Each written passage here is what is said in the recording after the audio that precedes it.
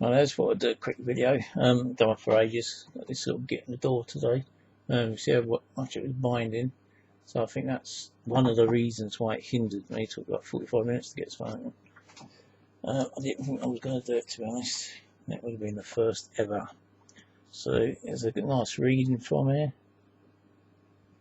Might dodge it light. Here we go. Long, short, none, short, none. So CBA, BA.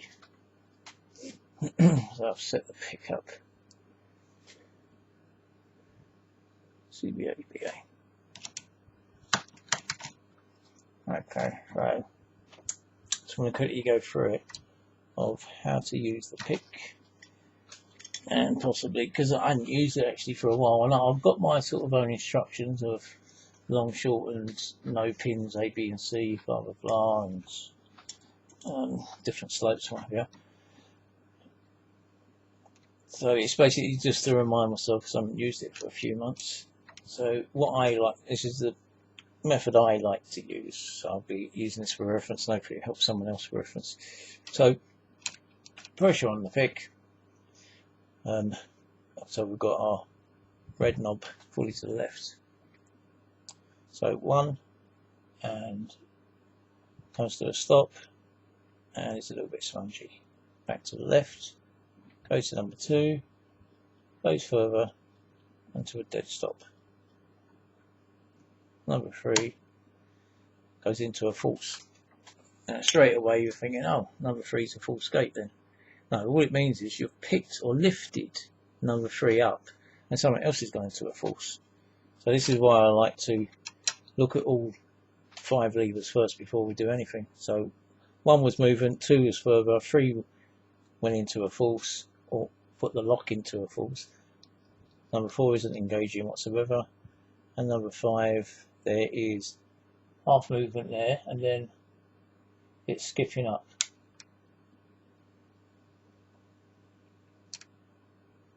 So because this is an A, and it's skipping up, don't tell me that's a 1, because basically you're skipping out of that false gate that's there. So if I went into 3, back into 5, it's still in that it's in that false gate now. 3's there, but 1 is in the false. So that tells me that 3 and 5 are 1s, and this is exactly the same thing I had on site. 3 and 5's are 1s. So obviously we know, do not lift number 1, so make sure knob goes back to the left. Make sure again it's in your head, 3 and 5, don't touch 3 and 5. So let's go 1, same amount of movement we had. 2, same amount of movement we had, don't touch 3. 4, not engaging whatsoever, and then this was where I was stuck. I'm going 2, spongy, 1, spongy. Says that both of them in the gate. I can't touch 3 and 5. And 4, there's nothing. So this is where I was stuck. And I had the pick out. I've done the impression again. Done the same method. I was changing pins at random, and I was really pulling my hair out basically. So I thought, hang on. So I like to manually pick these in the sense that with this pick we can not overlift, we can fully lift a lever. So on the bench we don't have the door jamming the bolt, so on the bench I could hear this, and that's me going, so basically going into a false gate. I didn't have this on the door, so basically what I was doing was overlifting number 1 onto the door, dropping it down, and then try and feather that lever into place.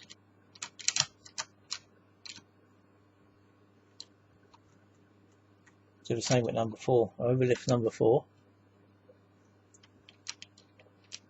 feather lift that one back into place, and eventually we overlift number 2 and it fucking opened.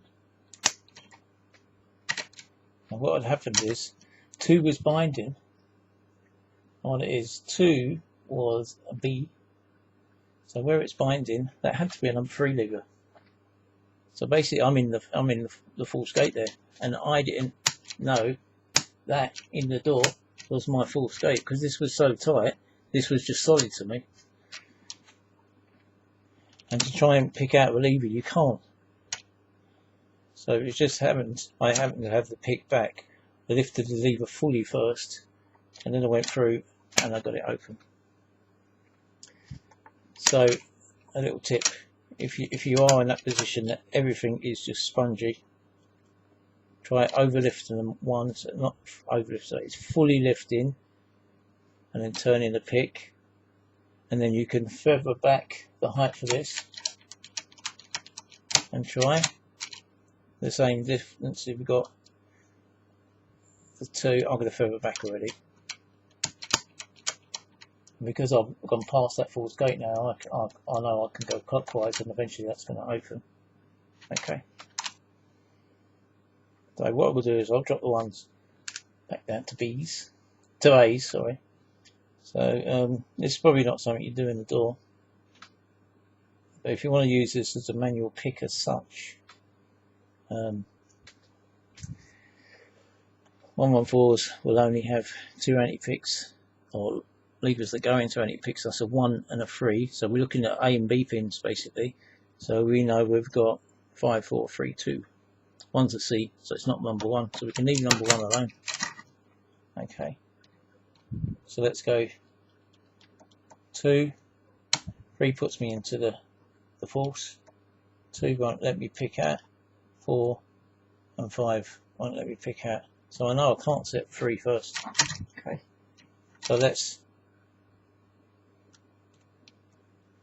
fully lift number 2, hold it into place, and it's in place because otherwise I would have been stopping back there again.